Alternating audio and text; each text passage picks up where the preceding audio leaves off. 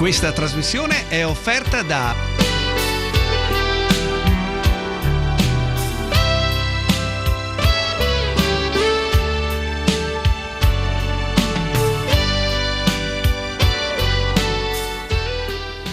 Buonasera a tutti gli amici di Telecittà, ben trovati alla seconda puntata di Padova nel cuore. Con me c'è Lucilla De Luca, è veramente un piacere, devo dirlo. Grazie mille. Sei particolarmente contenta perché hai vinto?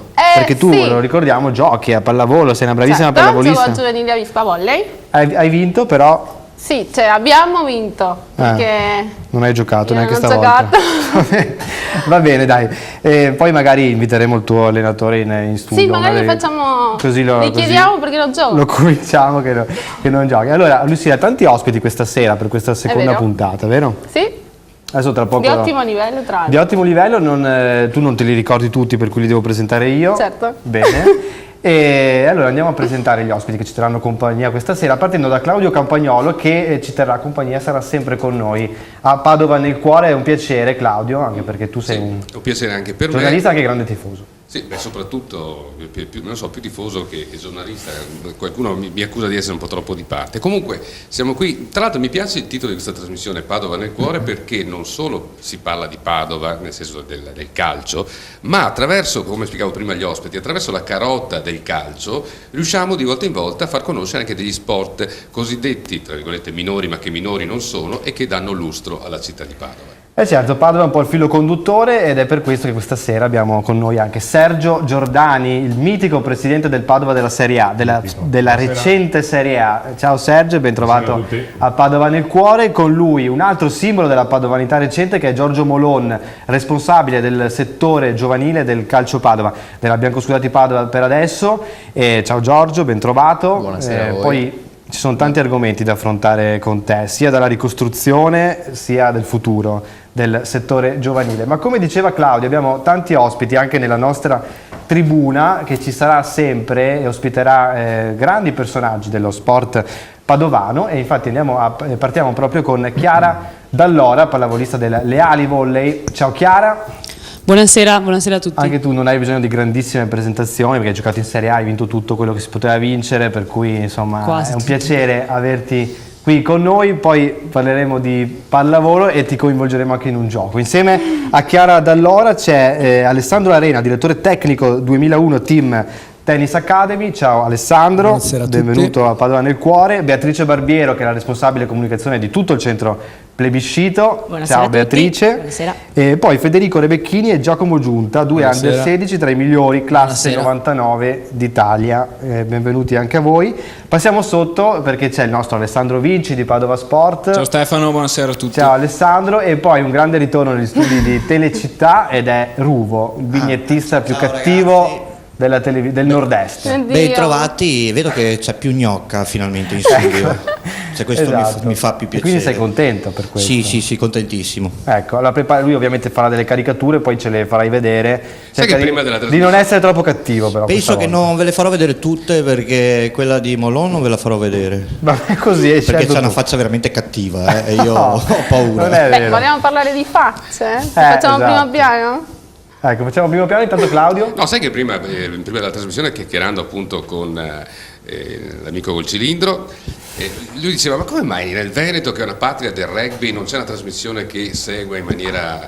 Allora, tutto sommato noi potremmo fare la nostra piccola parte. In una delle prossime trasmissioni invitiamo magari qualche rugbista. Due, perché riempiono la basta, tribunetta, con esatto. due ne abbiamo già Abbiamo riempito tutto. tutto. Ecco, mi ha già fregato il format, volevo portarla io. L'abbiamo certificato. Ah, l'abbiamo Sì, certificato, perché perfetto. così adesso sappiate che chiunque voglia fare la trasmissione sul rugby, l'idea è sua, non certo vostra. Ah, ok, quindi Allora, andrò a fare parleremo le anche- interviste e Parleremo così me anche le di vedo parleremo gratis. sicuramente di rugby nelle prossime puntate. Adesso vediamo intanto la classifica del Padova, perché mancano 9 giornate al termine. Noi seguiremo ovviamente il rush finale della Biancoscudati Padova. Il distacco tra la prima e la seconda, tra Padova e Alto Vicentino, è di 8 punti, ma Lucilla, che non c'è molto da preoccuparsi, perché 8 punti insomma, No, infatti, io sono tranquilla. Tu sei tranquilla. Sì. Ma Vediamo chiediamolo se sono tranquilli anche infatti chiediamolo secondo Sergio me e a Giorgio. chi può spendere veramente una parola in piazza, come si suol dire, l'ex presidente del Padova dei tempi della Serie A, Sergio Giordani. Prima l'abbiamo chiacchierato.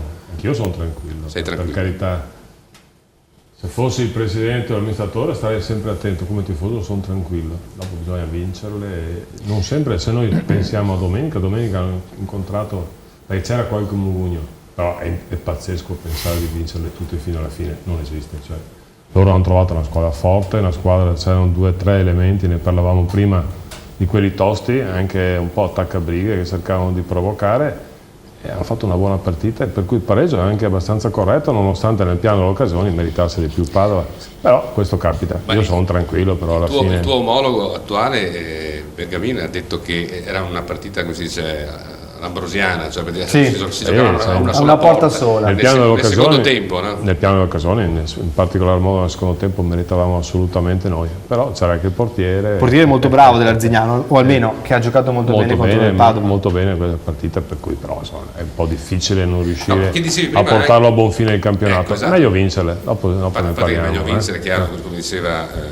ma a parte il fatto di avere l'obiettivo di vincere, tu dicevi siamo abbastanza tranquilli perché vedi una squadra insomma quadrata. È una squadra solida, una squadra molto solida, con un organico vasto, con un bravo allenatore, un bravo direttore sportivo, la società è tranquilla e seria, sono tutti elementi importantissimi questi.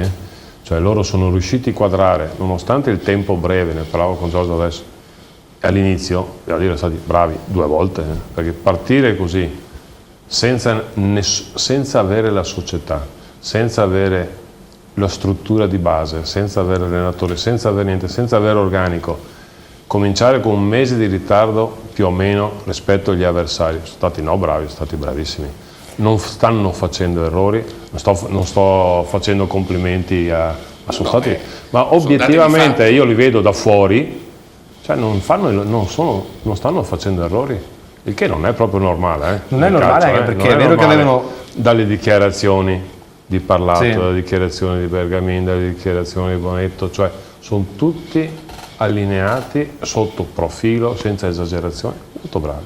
Tu parlavi di qualche mugugno, però vediamo se Ciro ci fa vedere anche gli applausi che ci sono stati, poi la maggior parte delle Lugane ha applaudito nonostante lo 0-0, dovremmo vedere anche appunto l'immagine degli applausi, però i mugugni sempre dalla stessa parte, Sergio, no? Dalla ma è normale, è normale a Padova, sempre, se vincono il campionato con 6 punti di vantaggio ci sarà sempre qualcuno che mugugna e dice non era meglio vincere con 10. Perché sembra usavo prima una metafora, no? Sembra quasi una tappa del Tour de France, no? Con il Padova che ha questo distacco nei confronti degli immediati inseguitori e questo pelotoncino che insegue abbastanza, ricordiamo domenica scorsa le inseguitrici cosiddette hanno vinto praticamente tutte anche con ampio margine.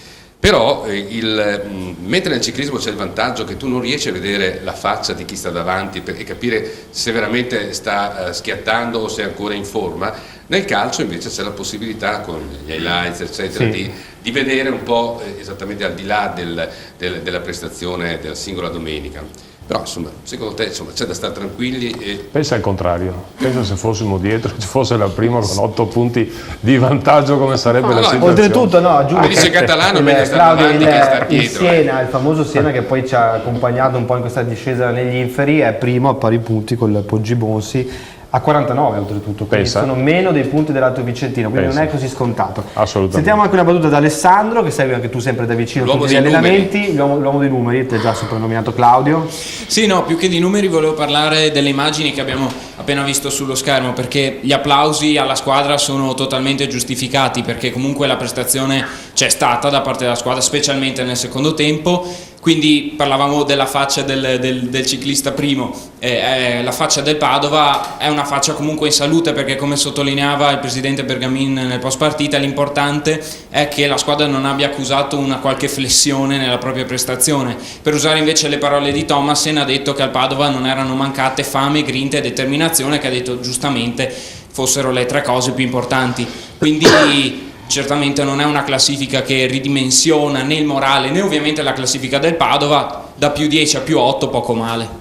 Ecco, la fame, Claudio, poi è anche quella che cerchi tu, penso, nei giovani quando li scegli, ma è anche quella di giocatori probabilmente che hanno voglia di emergere e che non hanno un grande curriculum come magari gli anni scorsi, che magari hanno più voglia di mettersi in luce, è corretto? Ogni uomo ha il suo vissuto, ha le sue dinamiche. Quindi questo vale per l'allenatore, vale per il dirigente, vale per il giocatore. E questo vale per il giocatore giovane e per il giocatore adulto. giocatore può avere tantissima qualità, anche da categoria superiore, però se non è sostenuta e alimentata da motivazione, fame, entusiasmo, birra, energia che deve far sentire agli avversari e mettere a disposizione la propria squadra, vale molto meno. Abbiamo degli esempi anche in Serie A. Visto che parliamo di uomini, cosa passava per la testa? Maradona Messi. Detto niente. No, ma è vero, guarda che quello che dice lui, la differenza proprio tra Maradona e Messi. Se tu vedi il modo di giocare che aveva Maradona e il modo di giocare che ha Messi adesso, è proprio quello di quello che stiamo parlando. A proposito di uomo, io vorrei, così se riusciamo a estorsere qualche informazione all'uomo Molon, cosa passava per la testa dell'uomo Molon quando era in bilico tra le due scelte, no? Tra rimanere con la vecchia compagine, insomma, è stato un momento, insomma, anche un po' di difficoltà, anche sotto il profilo umano, presumo. E poi qual è stato invece la spinta definitiva nell'affrontare questo percorso con la Biancoscudà di Padova? Beh, sicuramente il tempo è stato poco, perché dopo il crollo delle certezze con la delibera del 22, se non sbaglio, di luglio, che ci accomunava a Siena, come ricordava Stefano poc'anzi, certamente sì, bisognava buttarsi o star fermi. Siccome nel frattempo si erano alimentate, diciamo, non promesse, ma comunque progetti, programmi, perché il settore giovanile ha una caratteristica che non si ferma mai. Cioè, in Italia magari ci sarà poca cultura, poca sensibilità di questo diffusa, però è così. Cioè, una prima squadra puoi smontarla, metterla su, fare un progetto di un anno. Il settore giovanile non ha neanche senso, quindi al di là di quelli che sono programmi, futuribilità o certezze, comunque i ragazzi che hanno 8 anni l'anno prossimo ne avranno 9, quelli che hanno 11 ne avranno 12. La formazione di un ragazzo si spalma su 10 anni almeno, quindi è un lavoro continuo, non c'è sosta. Una battuta secca. Ma quindi il gruppo di lavoro che c'era dietro completo, perché sennò e quindi persone che si erano già spese, impegnate per mantenere, parlo di allenatori, parlo di osservatori, parlo di collaboratori, parlo di famiglie che comunque avevano visto nell'attività fatta una situazione positiva per il loro figlio, e quindi se c'era la possibilità di mantenere, credo che era giusto dare una risposta. E quindi per tutti questi motivi non c'è stato tanto tempo a pensare e ci siamo subito buttati all'opera, insomma. Visto anche, come dicevo prima a Sergio, che la richiesta di ripartire veniva da due figure che fin da subito mi hanno dato grande spessore, grande fiducia e vorrei dire anche una grande sinergia fra di loro. Una battuta secca ad entrambi, non siamo proprio sul pezzo perché la polemica di qualche giorno fa, però sapete, le parole di Sacchi sui giovani di colore, sul settore giovanile, insomma, secondo voi sono da condannare, c'è del vero, ha posto l'accento su un problema concreto oppure... Ha sbagliato solo a dire i ragazzi di colore.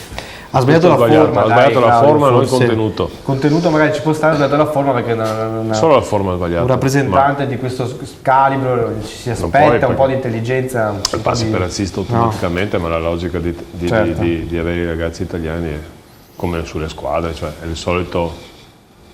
la solita logica, però se non sono vincolati in qualche maniera alle squadre professioniste da o incentivi, obblighi o non lo faranno mai. Perché ogni presidente di Serie A pensa solo una cosa, a vincere, e non gli frega niente tutto il resto. Bene, dopo magari ascolteremo anche i nostri giovani che... No, infatti, poi faremo collegamento con il settore giovanile. No, volevo un'ultima domanda intanto sul discorso dell'estate, un po' della ricostruzione. Tu eri un po' figura chiave in quel momento, tirato un po' dalla giacchetta da chi voleva dare continuità al settore giovanile, vecchia proprietà, e chi invece voleva ripartire. Tu hai avuto, giustamente, hai aspettato un attimo, poi sei ripartito, però nel frattempo si è disperso tutto il patrimonio di giovani, e parliamo di giovani di ottimo livello che voi avete scelto e selezionato nel corso di tutti questi anni, tutti in Serie A, B e anche all'estero mi pare adesso. sappia io all'estero... All'estero no, però anche in club importanti sono finiti. Milan, Roma, Inter, Torino, Genoa, Empoli, Roma, solo per dire alcune. Cosa hai pensato, Giorgio, in quel momento quando hai detto stanno andando via tutti a zero? Che gli altri fanno gli affari. Che gli altri stanno facendo gli affari sotto il vostro naso. Mettendomi nei panni dei ragazzi... L'avrebbe fatto anche lui.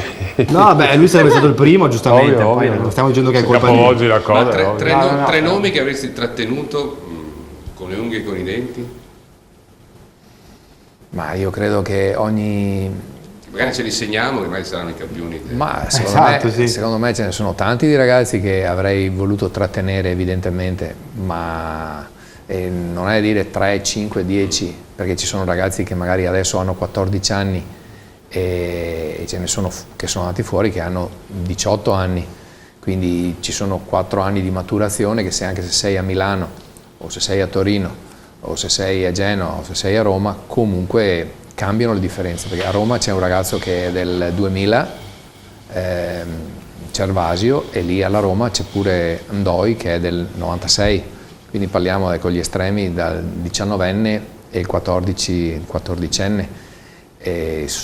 A Milano ci sono 2,98 e ci sono 2,2000, a Torino ci sono dei 99, sponda a Torino un altro 99 e un 98, sponda Juve, vabbè era già andato fisiologicamente, un altro 99, quindi ogni ragazzo ha dei suoi tempi di maturazione e di valorizzazione, e quindi il calcio italiano ce lo insegna tutti i giorni che spesso i nostri maturano tardi gli italiani, tanto è vero che non li aspettano neanche sponda Milan, sponda Inter per dire... Forse è anche per questo allora che si prendono i ragazzi non italiani, diciamo, perché magari possono essere remunerativi prima, adesso per essere proprio... Sono più pronti sicuramente fisicamente, hanno una maturità e vorrei dire che hanno una fame diversa.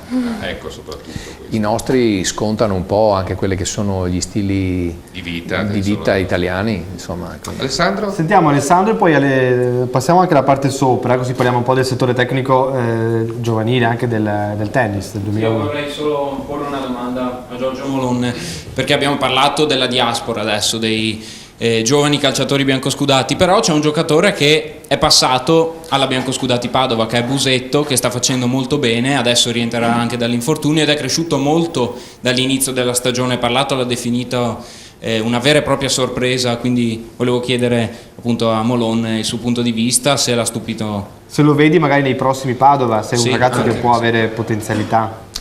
Allora, Fabio è un ragazzo che ha dei valori proprio umani, personali, caratteriali da sempre ad alto livello. Quindi ragazzi, se posso spendere una parola per Fabio, dovrebbero essere tutti così, per giocarsi molto più delle carte. Ricordiamo magari una giornata tipo di Fabio, forse Alessandro. Sì, lui è di Pellestrina e fa veramente tanti sacrifici per... Fa il pendolare. Esatto, per arrivare a Padova. Prende la bici, prende il traghetto, poi ha un'altra bici una volta arrivato a Chioggia, poi il pullman, poi il tram dalla stazione dei pullman, insomma, a Padova. Sì, un po' come Vantaggiato l'anno scorso, mi pare, no? Che faceva questo percorso. No, sì, e ci perde veramente tanto tempo, anche perché poi tante volte gli allenamenti sono di mattina, quindi lui fa la scuola serale, ma devo dire l'ho conosciuto anch'io e... Sì, per quel poco che lo conosco comunque posso totalmente sottoscrivere le parole. Diciamo che per quanto riguarda la fame è un italiano che insomma ha tuttora una sana fame, no? Non sono tanti gli italiani con questo profilo caratteriale, perché lui uno non ha paura di nessuno ed è uno che dà tutto. E sono due aspetti che determinano molto. Sì, speriamo che non si perdano queste qualità, magari andando avanti, se gli auguriamo di Devo anche dire che per lui è successo qualcosa che spesso nel calcio succede, magari bisogna metterlo a fuoco proprio in quel preciso momento, ovvero che un giocatore trovi il contesto favorevole, ideale per valorizzarsi. E questo spiega perché ci sono dei giocatori che fanno delle stagioni magnifiche e l'anno dopo, ma come mai? e dopo magari ripartono, perché qualcuno ha bisogno di sentire o non ripartono. Sì, è fondamentale anche il contesto, ovviamente. Se posso Allora, raccontare sì. solo un aneddoto su Busetto, ero presente a Padova Arcella, che è stata praticamente la prima delle amichevoli del giovedì. E l'hai visto arrivare a nuoto?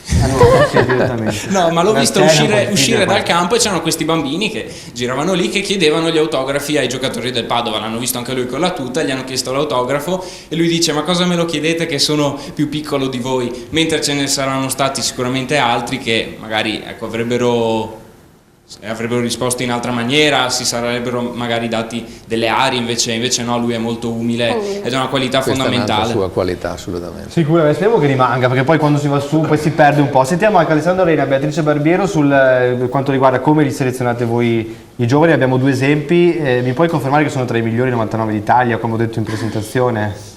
Buonasera di nuovo, sì. Allora, vi presento Federico Rebecchini e Giacomo Giunta, sono classe 99 e fanno parte della rosa della nazionale. Sicuramente sono tra gli atleti della loro età più forti d'Italia. Anche loro, come Busetto, penso, hanno fatto una scelta importante, nel senso che comunque vengono da altre città, si sono trasferiti a Padova, hanno le idee ben chiare, soprattutto per l'età che hanno, e degli obiettivi altrettanto chiari.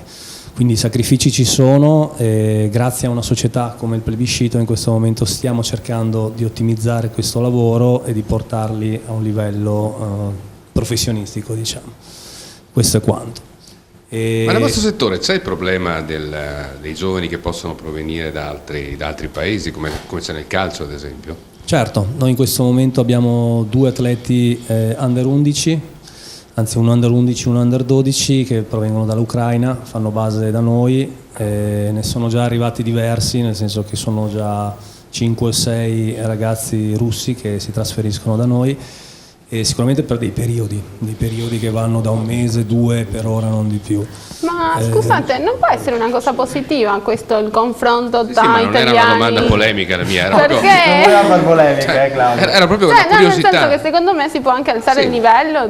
Ma infatti, era una curiosità, cioè nel senso che e poi c'è anche una scuola nell'est Europa molto, molto forte per quanto riguarda come dicevate tennis. anche prima, sicuramente ci sono molte cose differenti nelle quali noi dobbiamo imparare. Sicuramente l'Italia è un paese meraviglioso, però a livello di maturità sicuramente maturiamo un pochino dopo. Ci sono nostri atleti, Sì, come diceva sport, Giorgio, in effetti sì, il discorso che è sempre comunque quello. arrivano magari e sempre di più a dare il massimo delle loro potenzialità sui 26, 28, 30 anni addirittura. Essendo uno sport individuale è anche più... No, ma poi aggiungo una cosa, Lucilla, giusto per darti ragione, no? Cioè, che è importante... Lei si è integrata perfettamente. Sì, lei, per me lei è Lucilla la scintilla, perché poi si accende immediatamente. No, Lucilla, volevo dirti, secondo me invece è veramente interessante che ci siano dei giovani anche di altri paesi con i quali confrontarsi, perché se l'obiettivo di questi ragazzi è di crescere a livello sportivo, il campo internazionale è naturalmente come dire, il traguardo finale, e quindi ben venga il confronto fin da questa età, quindi lo trovo positivo come... Infatti, possiamo anche chiedere alla Chiara, che lei ha giocato anche con ragazze. Chiara, tu che esperienza hai avuto con giocatrici internazionali nella tua squadra in Serie A? Sì, anche nella pallavolo ovviamente si punta ovviamente sui giovani e anche sui giovani stranieri. Nel mio caso ho avuto la possibilità di giocare in Serie A con diverse giocatrici straniere, e anche nella pallavolo effettivamente, pensandoci, le giovani, sono tante giovani straniere che vengono in Italia che avranno 16 anni, forse anche più giovani, e rispetto alle giovani italiane effettivamente sono un po' più avanti. Però insomma, secondo te la nazionale femminile di pallavolo però è più forte di quella italiana di calcio, per cui non hanno grossi problemi secondo me di stranieri che fanno concorrenza, insomma siete a un ottimo livello. Però, però il filo conduttore è che effettivamente questi giovani che arrivano dall'estero hanno questa, tra virgolette, fame più forte dei nostri ragazzi, Certo, insomma, probabilmente che dipende dallo stile di vita. Certo. Beh, sicuramente da dove vengono. Esatto, ma noi stiamo facendo dei grandi passi negli ultimi anni per affamarci, quindi non abbiamo problemi in questo senso. Magari anche i nostri In un italiani tra un po'. futuro. Allora, sappiamo che Beatrice Barbiero, che questo cognome insomma, non è, insomma, sei parente credo della famiglia che gestisce, credo è ironico perché lo so. E vediamo anche delle immagini che ci hai portato di uno dei tornei che organizzate al plebiscito, ovviamente tennis, una delle tantissime attività che fa a ottimo livello il plebiscito, e raccontaci un po' di quest'ultima edizione. Allora, ecco, il torneo Challenger diciamo che è il punto, non dico di arrivo, però è il punto più alto che abbiamo durante la stagione a livello di manifestazioni di tennis, perché è un torneo professionistico del circuito ATP, dove l'anno scorso hanno partecipato giocatori anche 50 del mondo, insomma 50-60 del mondo, quindi assolutamente professionisti, che poi hanno calcato nelle settimane successive anche i campi di Kitzbühel o Amburgo, quindi ATP 250. E diciamo che ecco, l'ATP è arrivato a conclusione di un percorso che è partito e continua a evolversi nell'organizzazione di manifestazioni rivolte anche ai giovani, perché noi abbiamo sempre organizzato, infatti quest'anno abbiamo l'8ª edizione di un Tennis Europe Under 12, che è un torneo internazionale Under 12 dove ci provengono giocatori dall'Australia, dal Canada, dall'America, molti italiani, e abbiamo anche sempre organizzato tornei comunque nazionali. Noi come 2001 team, come plebiscito, li organizziamo perché appunto vogliamo andare incontro ai nostri giocatori che si affacciano al semiprofessionismo o professionismo, e avendo questi tornei vicino a casa non devono nemmeno pagare troppo, ecco, a fare delle trasferte onerose per giocare questi tornei che sono importanti e possono avviare al circuito maggiore, ecco. Ecco, una domanda secca, Giacomo Federico della Falusila, i nostri giovani atleti che sono venuti a trovarci a Padova nel Cuore In questa realtà sera. ero un po' curiosa di come vi siete avvicinati a questo sport, come mai avete iniziato col tennis? Ma io parlo per me, ho iniziato giocando perché voleva mio padre. Vabbè, una bella scelta, voglio dire. Esatto. Ti ha comprato la racchetta e ha detto vai. Spintanea, diciamo, una scelta spintanea. Ha fatto anche bene perché io giocavo anche a calcio prima e ho dovuto scegliere tra tennis e calcio. E scelto quello dove si guadagnava di più. Ecco. No, ho scelto... Potevi essere magari un giocatore del vivaio di Giorgio Molone. Scusa, è e invece... nazionale. No, infatti, hai fatto bene alla fine, a poi 16 hai anni fatto bene, nazionale. quindi No, decisamente. Ti sei trovato più uno sport individuale che uno di esatto. squadra, come mai? Perché mi piace, combattere da solo. E non dipendere prendermi dalle anche i altre meriti, cose. Sì, così. E invece Io invece ho iniziato perché sin da Lo voleva tua piccolino madre. andavo a Madonna. vedere mio papà che giocava al circolo, quindi giocavo anche io come Federico a calcio e mi sono affezionato di più al tennis rispetto che al e calcio. cosa che ti è piaciuto di più del tennis che del calcio? Ma anche a me il fatto di dover andare a giocare da solo e cavarmela da solo, diciamo, Ho capito. dipendere solo da me. Allora, vediamo se Ruvo intanto, perché sta facendo dei ritratti ai nostri È due super tennisti. ispirato. È ispiratissimo, questa sera gli abbiamo dato troppi modelli, non sa più cosa fare. Sì, più che altro non me ne aspettavo così tanti, quindi Eh. devo in qualche maniera accontentare tutti. Giordani, poi arrivo anche da lei. Non so. Arrivo anche da Sergio e Giorgio. Guarda, Ho io paura. intanto aprirei con quello che ha detto Claudio prima, appunto del nome della trasmissione, della nostra trasmissione, e questa è una sviolinata. Allora, Padova nel Cuore è un nome azzeccato per la tradizione della nostra città. Questa squadra sembra un trapianto ben riuscito. Vabbè, Claudio non l'hai capita, ma poi... No, l'ho capita. Mi stavo rimirando. Bravo. Ok, poi ne abbiamo due per Giorgio. Ed eccolo qua, una è abbastanza semplice. Cosa passava nella testa dell'uomo Moloni in quei giorni di crisi? Boh, ora ho più tempo per andare a gnocche. Va bene? Sempre là, il pensiero fisso di Ugo. Vabbè. Sono i suoi desideri. La seconda di Giorgio, mi occupo del settore giovanile perché scoprire nuovi talenti ci vuole naso. Quello vabbè, giusto? Sì, quello sicuramente. Anzi, chiederei a Giorgio di non agitarsi tanto con la testa che l'aria arriva di qua. Vabbè. No, invece, ne in altra, Ruvo? Sì, Ok. se vuoi, sì, se no le faccio vedere anche No, dopo. teniamola per dopo, perché mi è Perfetto. venuto in mente un giocatore che abbiamo perso ogni volta, adesso che lo vedo, Bakogu, chiedo a Sergio. Sportivamente, È un peccato. voglio dire, no? Perché Sì, cioè, no, subito no, nel qualcuno senso, si tocca. Abbiamo perso come cartellino che adesso parlavamo in un'altra trasmissione con il presidente del Carpi Bonaccini che potrebbe arrivare a 10 milioni di valutazione, insomma, ecco. potevamo risanare tutti i problemi nostri del vecchio Padova. Capita. È capitato anche a te per caso con qualcuno? Sì, è normale che capiti, se no adesso non me ne... Il tuo più grosso non l'abbiamo perso rimpianto, apposta, abbiamo perso perché sai, ma anche Senti, Agradi mi diceva una cosa, quando era ora di vendi e pentiti, perché poi sono anche le cose rovesce, perché quelle non le sa nessuno, non le vede nessuno. Quando c'era, io mi ricordo Zattarin, che poi adesso fa l'allenatore dell'Este, giusto? Sì. E che la società, io ero appena entrato, era al Masio, non voleva venderlo perché lo considerava un patrimonio di alto valore. C'era periodo forse Pilotto, e non l'hanno venduto per una grossa cifra al Bari, mi ricordo anche. E dopo alla fine era un buon giocatore, ma hanno perso un'occasione importante.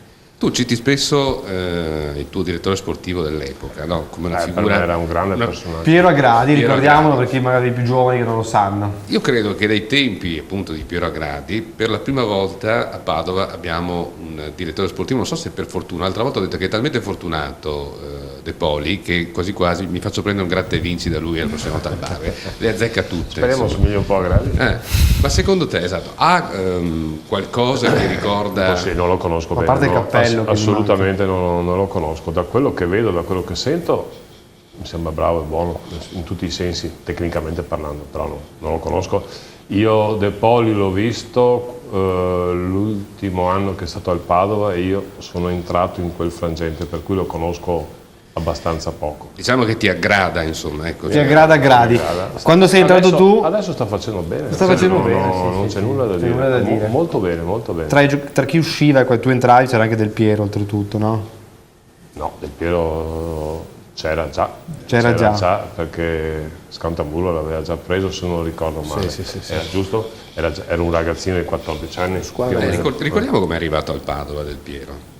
Del Piero l'ha segnalato Adriano Buffon a Scantamburlo. Scantamburlo è andato a vederlo, ha detto è buono, lo prendiamo. Abbastanza banale su certi aspetti, no? San Vendemiano contro Orsaro. Sì, quella famosa partita di cui ormai si sono spesi. L'ha visto Adriano Buffon. Parole. Adriano l'ha visto, ha detto un ragazzino, ha mandato Scantamburlo, che ovviamente di esperienza ne aveva e ne ha da vendere, come ne ha individuati anche tanti altri. Ma possiamo dire che ad esempio nello sport, un po' come nella vita, il caso conta tantissimo, perché evidentemente tu dici che se uno ha i numeri prima o poi emerge. Sai, per emergere ci vuole solo una cosa, per far bene, circondarsi di persone capaci e brave. Se non sai fare questo puoi metterci soldi, puoi fare quello che vuoi, non riuscirai. Ci vuole anche umiltà. Mai. Io ho avuto la fortuna di avere attorno a me tante persone capaci, Agradi, Gardini, Giorgio, Loris Fincato, cioè posso aggiungere uno dietro l'altro. Era una società in cui era stata costruita un po' alla volta, ma con tutte persone capaci.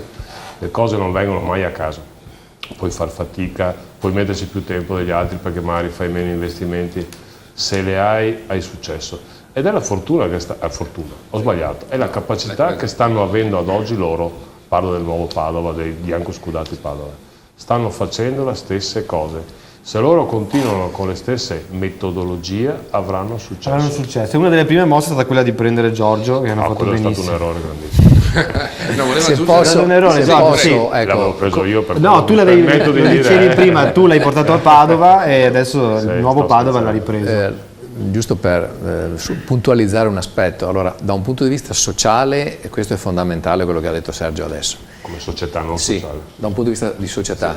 Da un punto di vista invece del singolo giocatore, quello che dicevi prima ha più valore, nel senso che la fortuna per il giocatore è individuare, cioè trovarsi al posto giusto, al momento giusto, ovvero con le persone che ti danno quella fiducia che ti permettono di valorizzarti. Sto pensando ad esempio al caso di uno che sa che in tribuna c'è un osservatore importante e magari quella domenica c'hai il mal di pancia o che ne so, hai la luna di traverso, perché poi dopo se avremo non ti puoi permettere un secondo di tempo parleremo anche di come l'astrologia influenza la prestazione. Ma guarda che uno si allena per quelle partite. Ti dico solo questo. Prima ho chiesto ai due ragazzi, ai due tennisti, ho chiesto appunto se Giacomo e Federico, ho detto chi dei due è dei gemelli, no? Allora no, non abbiamo gemelli. Poi invece appunto perché un un grandissimo campione del tennis è Björn Borg, che è appunto del segno dei gemelli. E perché i gemelli sono favoriti nel tennis? Perché secondo l'uomo astrologico al segno dei gemelli corrispondono le braccia, gli arti superiori, e quindi giustamente gli arti superiori sono fondamentali per giocare a Vabbè, io non ci credo poi a queste cose. Comunque però è giusto so che tu sei appassionato. È fondamentale che qualcuno creda, a livello giusto creda nel giocatore. Io mi ricordo Maniero in cui a Gradi credeva da impazzire, Filippo Maniero ci credeva, Mari qualche altro ci credeva meno, per cui a Gradi era lì. Adesso lo prestiamo a questo, ma lo riportiamo a casa perché ci credeva. Ma certo, crederci vuol dire fargli fare tante presenze e quindi dargli la possibilità di emergere. Ultima domanda prima di andare in pubblicità, Lucilla, a Giorgio, perché se dovesse andare tutto bene, tocchiamo ferro, gli juniores nazionali di quest'anno, che sono la formazione più importante del settore giovanile, confluiranno nella Berretti. Allora ti chiedo, questa squadra diventerà automaticamente Berretti o dovete fare una nuova selezione per trovare una Berretti all'altezza della Lega Pro? Diciamo che come organico ha pochi elementi del 96, che era l'annata terminale, quindi l'ossatura ci può starci. Sicuramente dovremmo invece attrezzarsi per colmare diciamo, i vuoti che si sono creati per le note vicende. Per le note vicende. Dopo è chiaro che non ci sarà solo la Berretti. No, ci sono gli allievi nazionali, mi pare, no? Ecco, quindi le informazioni importanti, si torna nel calcio che conta, speriamo. Lucilla, pubblicità? Certo. E ci vediamo tra quanto? Non so, 5 minuti? Magari. No, 30 secondi più o meno. A tra poco.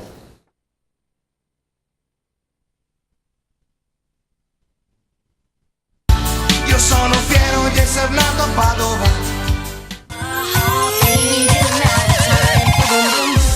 Mise en Place, caffetteria, cicchetteria, gastronomia con servizio takeaway e delivery. Mise en Place serve una fascia oraria compresa dal mattino alla sera, così da soddisfare le necessità di famiglie, studenti, lavoratori e turisti. Ci trovate in via Padova 67/C a Vigonza, Padova. A Cittadella, noi di Eureka SPA produciamo spazzatrici e lavapavimenti da ormai 30 anni. Offriamo vendite e assistenza diretta in tutto il Triveneto, forti di un'esperienza maturata con distributori sparsi in più di 60 nazioni del mondo. Produciamo Picobello ed E36, pensate per aree ristrette, e una gamma completa di 20 modelli ideati per la pulizia di tutti i pavimenti. Contattateci per ulteriori informazioni allo 049 94 81 800 o attraverso la nostra mail info@eurekasweepers.com. Questo è lo sportello della tua banca, il tuo negozio preferito, il tuo assistente personale. E questa è la tua azienda online. Il sito web della tua azienda non è solo un sito web, ma uno strumento di business. Il touch point più importante con i tuoi clienti. OmniaWeb, agenzia di web marketing, distilla il miglior web marketing per la tua azienda. Con le tecnologie più avanzate. Siti che si adattano a tutti i device. Le piattaforme più efficaci. Le soluzioni di business più innovative. Attraverso un metodo chiaro, preciso e condiviso con il cliente. Una volta pubblicato il tuo sito, non è finita qui. OmniaWeb continua ad assisterti per ottenere il massimo risultato possibile dal tuo business online. Io sono fiero di essere nato a Padova. Eccomi qua, sono da solo perché Lucilla è già pronta per il gioco che ci terrà compagnia in tutte le puntate di Padova nel cuore, con i due atleti che vengono messi uno di fronte all'altro, poi ne parleremo. Però volevo chiudere un attimo sul discorso del campionato della Biancoscudetti Padova. Vediamo anche questa intervista che abbiamo fatto in settimana al presidente dell'Alto Vicentino Dalle Rive, che dice appunto: io non ci credo più, ormai siamo secondi, il Padova ha già vinto. Sì, controllate la misura del naso del presidente. No, è una bella gonfata, però anche tu, Sergio, dici che è meglio non credere molto a Rino Dalle Rive. Se fosse lui farei la stessa cosa. Faresti la stessa cosa. E ha detto però, ha smentito qualsiasi interesse del Padova futuro, che sia detto che poteva magari essere interessato. No, rimane all'Alto Vicentino e l'anno prossimo dice rilancerò e farò una squadra ancora più forte. Non so quanto spenderà più di così. Mi Perché sembra Petrolini quando faceva quello più forte, grande di Prieta. Vabbè, comunque sentiamo da lì. No, perché già ha speso tantissimo, siamo a livelli del Padova, forse qualcosina di più anche, non lo so. E mi ricorda molto Cestaro, non so se... Un pochino Cestaro. Allora passiamo alla tribuna, perché con Lucila c'è questo gioco importante, pallavolo contro tennis. Sì, ma non ancora. Non ancora, prima c'è una piccola... Sì, prima volevo parlare Mettiamo con la prova Chiara, sì. Perché Chiara abbiamo fatto una cosa speciale per te, io, Stefano non ha fatto niente come sempre. Praticamente siamo andati a trovare i tuoi più cari amici e le abbiamo chiesto delle frasi, delle cose che io adesso andrò a leggerti, tu dovrai dirci chi ha detto cosa. Ok? Vediamo. Dove c'è il palio, Lucila? Ho detto una cena... No, povera, cioè, perderà posta, cioè non vorrà vincere. Invece prima ti dico che la Chiara stava guardando le risposte, cioè lei ci tiene così tanto a vincere. No, dai Chiara, tranquilla, sono competitiva. Brava, mi piace però. Allora, via il gioco, rovina l'amicizia. No, per niente. Allora, chi ha detto questa cosa, secondo te? Una volta lei mi ha guardato a lungo dopo che ho fatto un esercizio perché facevo tutto a modo mio. Mi guarda, sorride e mi dice: sai che sei veramente elastica? Da quel momento mi chiama così, Elastic Girl. Mia Jerkov. Che sarebbe? È una mia compagna di squadra croata che ha giocato con me a Piacenza. E come fate quando ad esempio sul campo uno dice mia, cioè...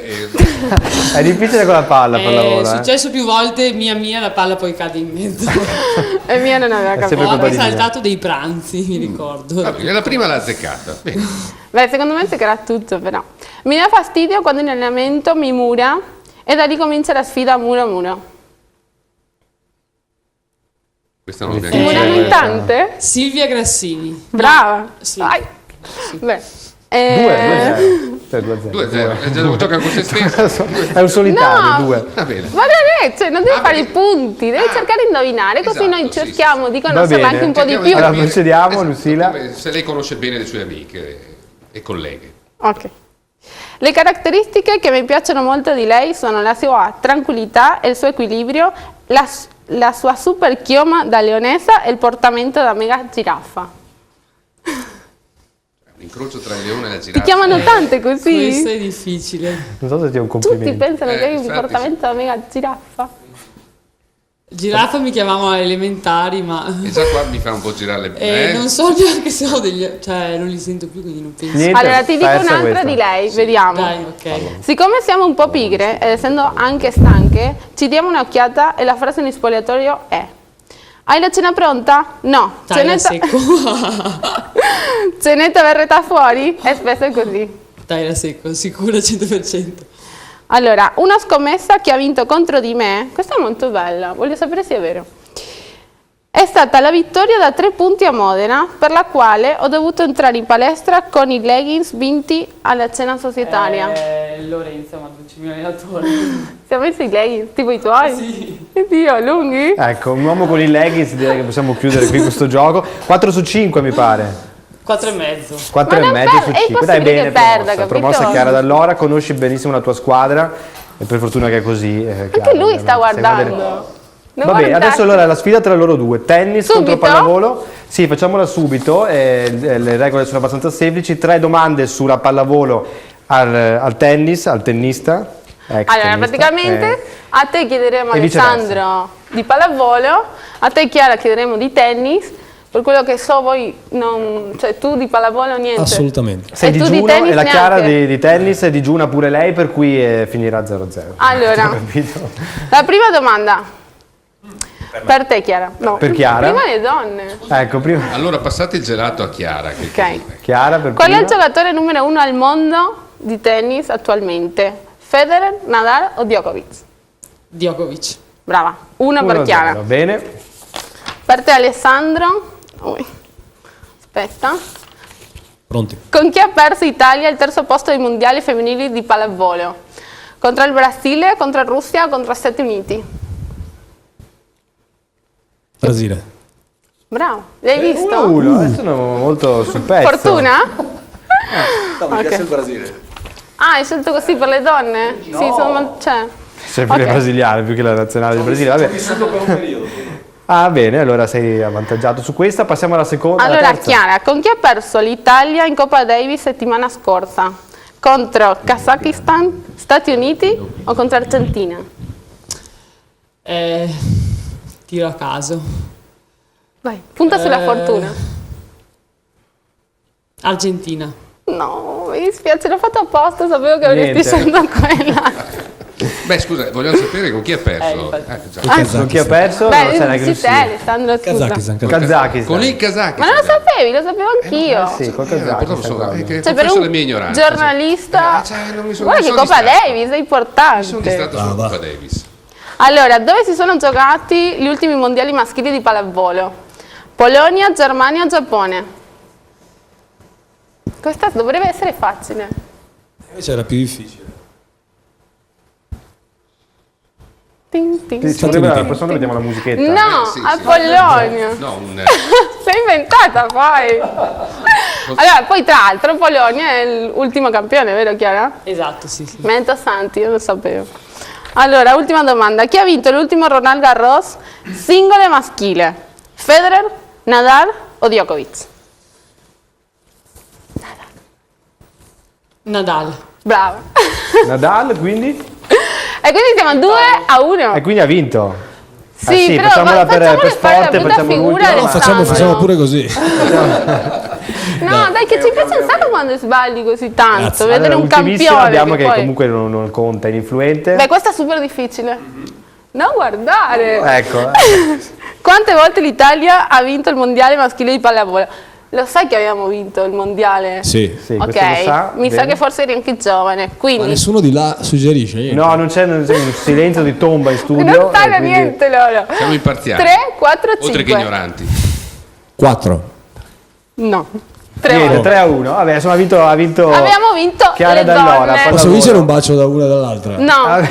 No, mi spiace. Allora, mentre loro si Ma lo baciano, so torniamo un Chiara. attimo qua perché visto che abbiamo il piacere insomma, di avere Sergio Giordani qui in studio, vogliamo fare un piccolo tuffo anzi, entriamo nella macchina del tempo a 21 anni fa. Pensate, è passato tantissimo tempo da quel Padova in Serie A dirlo fa un certo effetto. Sì, ma tu pensa come erano le macchine 21 anni fa, altro sì, che ibride, esatto. cioè, Beh, io avevo 8 stuppiettanti, anni. rumorose, consumavano un sacco, eccetera. Quindi, però insomma l'epoca era meravigliosa per noi che abbiamo tifato Padova fin dall'inizio. Il buon Sergio ci ha portato in Serie A 21 anni fa. 21 anni sì, fa. penso che Stefano, tu, forse probabilmente... 21 anni fa eri carino. Sì, forse 21 anni fa eri fascia probabilmente. I quindi- bimbi sono quindi sempre sì, carini, quindi sono poi sempre non so. carini, infatti. Allora vediamo se era carino anche il nostro Vediamo se era Sergio carino Giordani. anche Sergio Giordani, 21 anni fa, che si auspicava che Padova potesse tornare a gioire come stava gioendo in quel momento nel 94-95.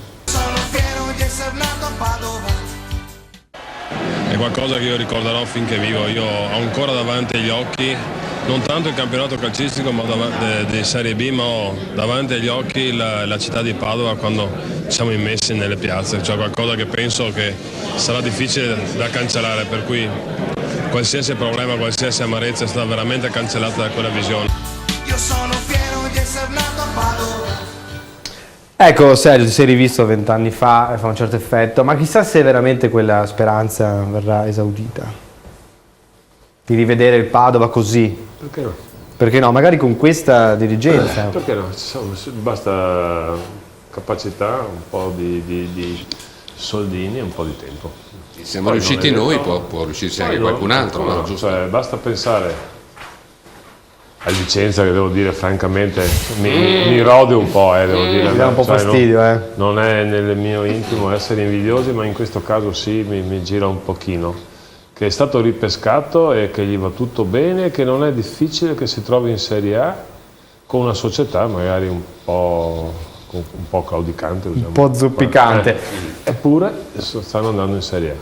Cioè, per cui Sì, no, ma visto siccome a noi non è mai capitato, in termini statistici, a te che piacciono le statistiche, di essere ripescati. Può essere anche che qualche volta giri anche noi, e non solo con sacrifici. Non è bello però essere ripescati. No, è bello vincere a se stessi. Durante il periodo nostro avete detto statistica e lui ha preso il microfono. Erano sempre arrabbiati in continuazione perché dicevano che non si voleva andare in Serie A e per 2 anni per un punto, col cavolo. Pensa che fantasia. Pensa che fantasia che avevano quel periodo. Non c'è nessuno che non voglia andare in Serie A, in particolar modo adesso. Primo perché in termini economici un affare, secondo quello è il calcio. Certo, ma la domanda gliela facciamo che ci fanno tutti, lui ha già detto di no tante volte, ma gliela rifacciamo ancora, visto che dirigenza padovana si è ripartiti, società nuova, perché Sergio Giordani, che è padovano, imprenditore, non può dare una mano a Bergamini e Bonetto? Questa è una novità, non l'avevo sentita. Pensavo te l'avessero già fatta. No, non me l'ha mai fatta, è la prima volta. Dovresti fare come i politici di gran grazie della domanda. La ringrazio per questa domanda, arrivederci. Perché? Io prima perché faccio parte del passato, le minestre riscaldate sono convinto che non sono mai una cosa positiva, buona. Secondo perché se ho un minimo di immagine me la sono fatta vincendo ed è difficile rifare la stessa cosa. Terzo, ci vuole una marea di tempo, moltissimo investimento di tempo, al di là di aspetti economici ci vuole tempo. Ma non presidente magari Sergio, ma tempo, come azionista di minoranza, piccolino. Io ho un carattere, ci metto sempre le mani e faccio, per cui è un po' difficile che io faccia queste cose. Ma ti saresti aspettato che per una volta venisse sfatato questo luogo comune che i padovani, gli imprenditori padovani non si danno mai da fare per la squadra della loro città, perché devo dire che Bergamini e Bonetto sono stati quasi, lo dico, una sorpresa, però una piacevolissima sorpresa. Infatti è una piacevolissima sorpresa e io spero sia il preludio di qualche altro padovano, perché è veramente importante dare una mano a loro in questo senso. E loro sono disponibili a qualsiasi tipo di ingresso. Non fanno magari come ogni tanto forse diceva Cestaro, una minoranza, queste cose qua. Loro vogliono costruire una squadra che nel tempo abbia un futuro, per cui sia in termini organizzativo, perché noi pensiamo sempre al successo della squadra, la squadra deve vincere, però ricordatevi, se non c'è una società alle spalle può vincere una volta, ma la volta dopo non regge mai, per cui la base è una società organizzata, seria, con le strutture, con i collaboratori, con i dirigenti, se no non funziona, altrimenti nel tempo non funziona assolutamente. Io ho fatto un errore, un grosso errore. No, ne ho fatti tanti. Bene, mi piace ne ho fatti tanti errori, non uno. Questo outing da parte uno in particolare, quello di essere un accentratore nel caso della... Infatti se vi ricordate, dopo la cessione la squadra ha perso tutte le partite, a parte una, l'ultima a Cagliari se non sbaglio, una cosa del genere, perché passa talmente tanto tempo che dopo la memoria comincia ad andarsene. Invece questo è l'errore, bisogna fare una struttura che sia indipendente dalle persone. Mia moglie mi prendeva in giro e mi diceva che andavo a rimboccare le coperte ai ragazzi alla sera, perché era stata creata una società in maniera particolare che era vissuta in maniera molto personalistica, ripeto, con tutti i collaboratori base. Ma troppo Giordani-centrica, no? Invece ci vuole un'organizzazione che non dipenda da una persona solo, perché altrimenti non funziona nel tempo. Un'altra domanda proprio secchissima, premesso che il pubblico di Padova non è mai retrocesso, questo ricordiamolo perché basta vedere i numeri che sta continuando a incredibile fare. Quindi un pubblico che merita una categoria 5.000 persone perfetto. In dilettanti. Quindi premesso che non siamo mai retrocessi, mai ci sentiremo tali, io mi metto nei panni del pubblico, ma secondo te questo bagno costretto, questo proprio di umiltà è stata forse la premessa vera per questo risorgere del Padova? Non trovi che tutto sommato ci ha fatto veramente molto bene, cioè cadere così rovinosamente? Emotivamente non ha fatto bene, parlo personalmente, perché quando mi hanno detto il Padova è scomparso io non ci credevo, devo dirti, perché me l'hanno detto durante una conferenza stampa un tuo collega e io mi sono affrettato dopo a chiamare 2 o 3 colleghi tuoi per sapere se era vero, perché mi sembrava talmente inverosimile una cosa del genere che non ci credevo, credo fosse la solita buffa giornalisti che siete un po' specializzati. Beh, insomma, abbiamo seguito tutta la diretta quel 15 luglio, quindi in tempo reale. Grandi allevatori di bufali. È una battuta nei vostri confronti. Però penso che tu abbia un pochino di ragione. Abbiamo toccato con mano che le cose possono essere anche diverse da come abbiamo sempre avuto in testa, cioè che il Padova deve essere in Serie A, che il Padova deve essere in Serie B. No, bisogna stare attenti che il Padova può anche avere una situazione precaria come è successo, per cui è bello quello che stanno facendo i tifosi adesso, è bello, ma veramente bello. Cioè, io immaginavo che ci fosse una reazione emotiva del pubblico, però pensavo i 2005, 3000, esagerando, perché se osservate anche nel tempo, quando la squadra andava male, c'è uno zoccolo duro del 2005. Mai mi sarei aspettato un 5.000, 5.000, mai e mai. Per cui va dato merito. Sergio, che è sta vero, facendo sono bene. tutti riconosciuti nel Padova. Allora, velocemente Alessandro, e poi vediamo un giocatore che tu hai portato a Padova in quegli anni, che tutti riconoscono, anche nella nostra tribunetta tutti lo riconosceranno, perché è un giocatore che ha lasciato il segno qui a Padova. Velocemente Alessandro. Sì, riguardo al pubblico biancoscudato, è un pubblico al quale non importa tanto che lettera c'è dopo la parola serie, sia Serie A, Serie B, Serie C, Bella, Serie mi D. piace questa. Ripeti. Ma è un pubblico che ha bisogno di entusiasmo, quindi quando il Padova è primo in classifica si vede la città che si riversa allo stadio, purtroppo non è più la Piani ma è Leuganeo, e Franco Cerilli col suo solito linguaggio sui generis da questo punto di vista definiva il pubblico padovano come un pubblico di terroni. E questo era il senso. Sì, nel senso buono, nel senso, ovviamente sì, infatti. con la connotazione positiva Sì, del cioè, tipo pubblico caloroso. Infatti abbiamo avuto l'ennesima riprova questa stagione che, complice l'inverno, però quando il Padova è stato secondo in classifica quelle poche settimane dopo l'Alto Vicentino c'è stato un piccolo calo. Esatto, e adesso invece complice la primavera in Però arrivo. Sergio, bisogna stare sempre in cima alla classifica, perché guarda sennò che non se ne esce. Padova vuole vincere, preferisce essere in testa alla Lega Pro che nelle ultime posizioni di B. È molto diverso. Sembra un classico questo, perché È il tifoso molto vuole tornare a diverso. casa e non dover litigare con la moglie, Va dato perché se atto uno ai vince... va dato atto ai vicentini che sono molto diversi in questo senso, molto diversi, Sì, attenzione. sì, sì. Loro, Loro puntano no. invece- Loro sono un po' più legati alla società e preferiscono un campionato magari diverso anche a metà classifica. Ultimi Invece tra è gli ultimi, anche primi tra gli ultimi. È anche vero. Vediamo il servizio su questo giocatore che insomma dai, lo conoscete tutti.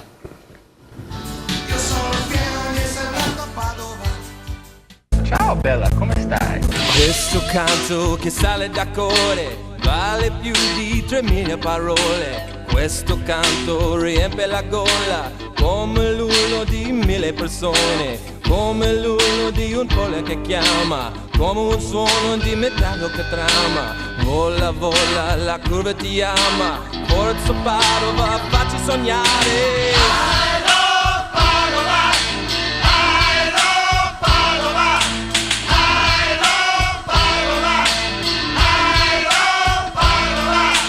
Vola, vola, la curva ti chiama, vola, vola, facci volare. Forza Padova, fuori di testa, e ogni giorno voglio giorni di festa. Vola, vola, la curva ti ama, forza Padova, facci volare. Tu lo sai che io non sono normale, forza Padova, fammi sognare.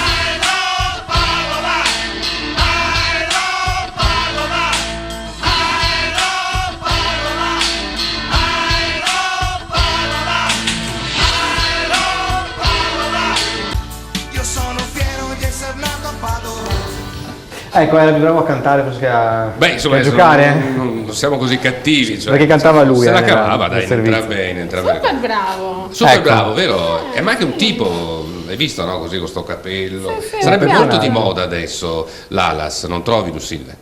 Sì, forse sì, ma in realtà volevo chiedere qualche aneddoto magari. Beh, potremmo fare una puntata sugli aneddoti di Lalas, credo, no? Uno.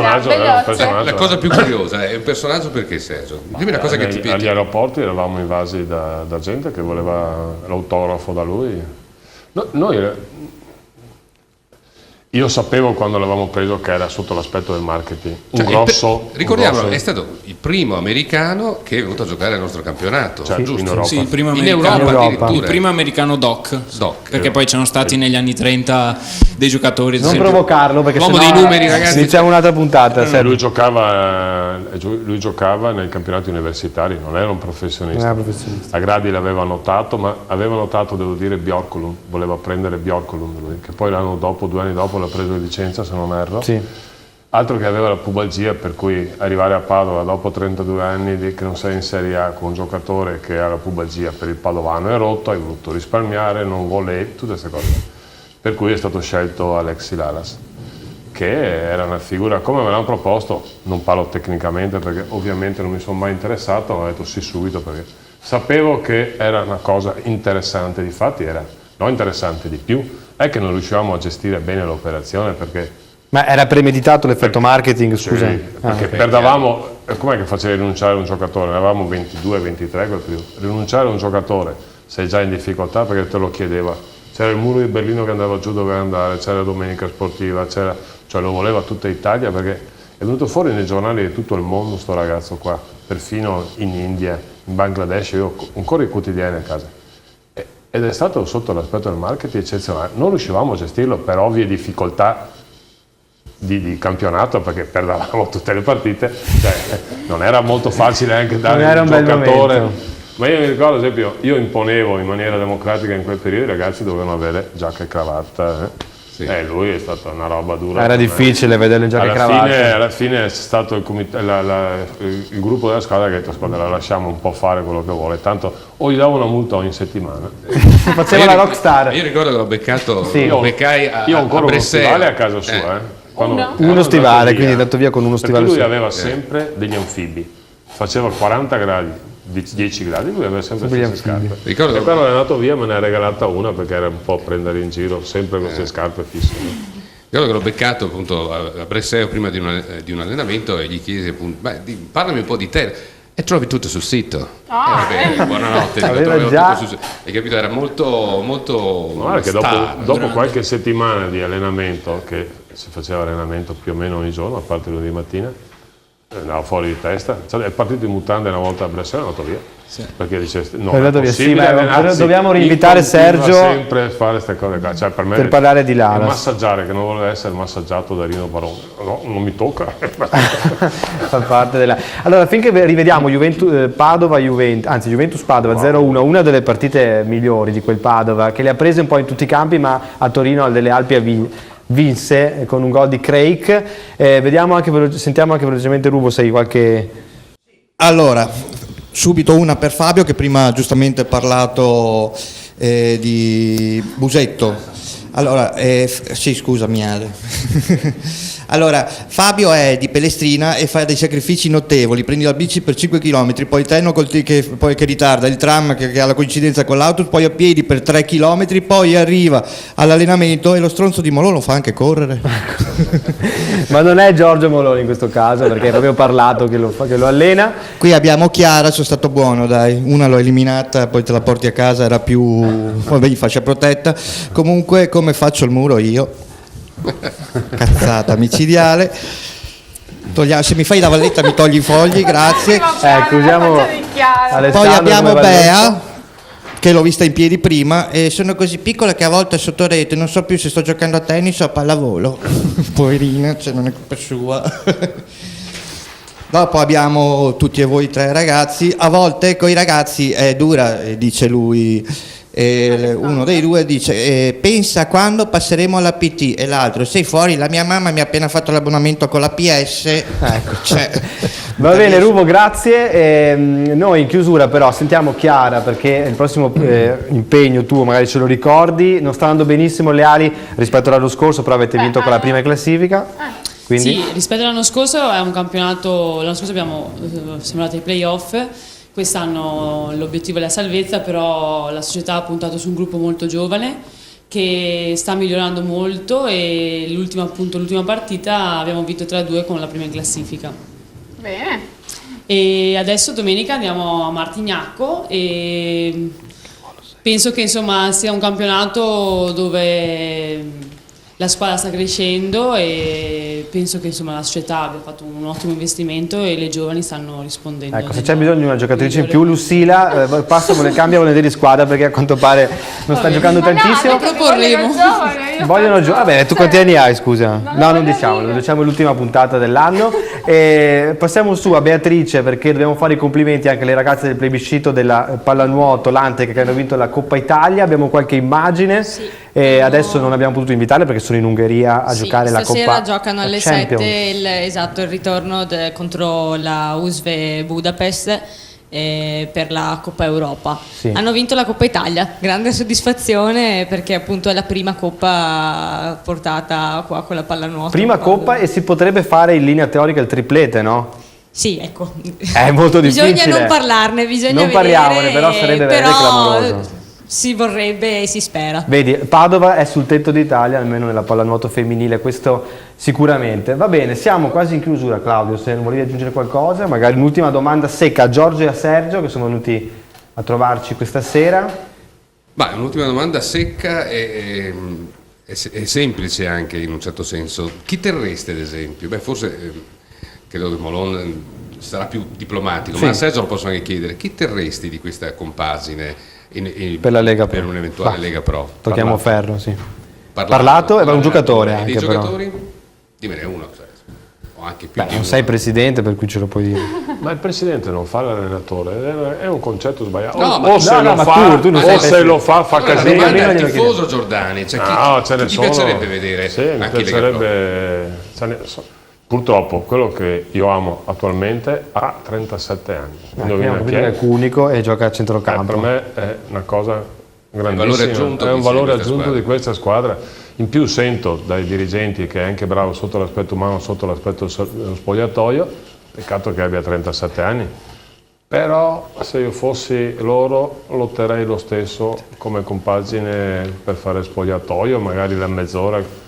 Gioca veramente bene, questo è veramente bravo. Ecco, a Giorgio chiedere se tiene un 37enne secondo me va un po' contro la sua filosofia. Però io penso che siamo in mani buone.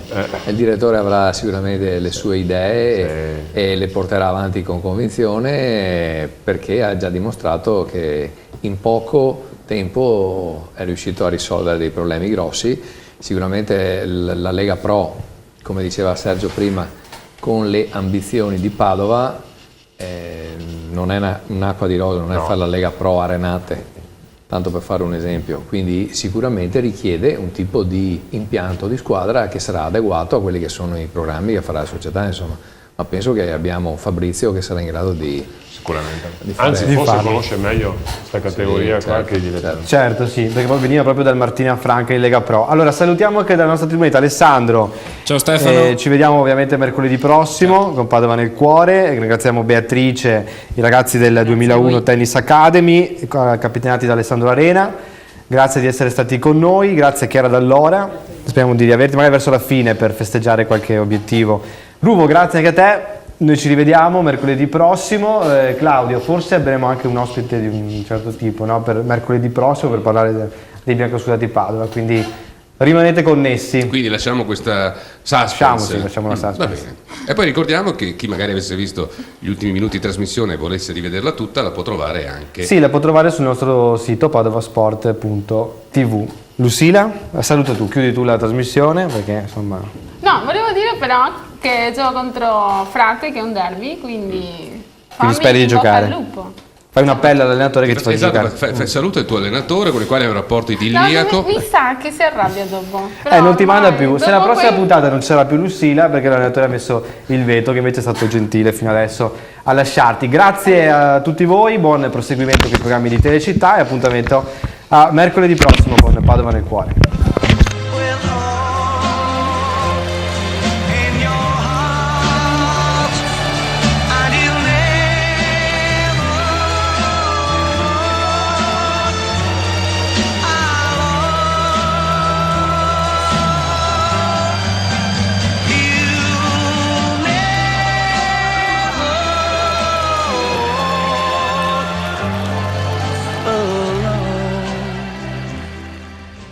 Questa trasmissione è offerta da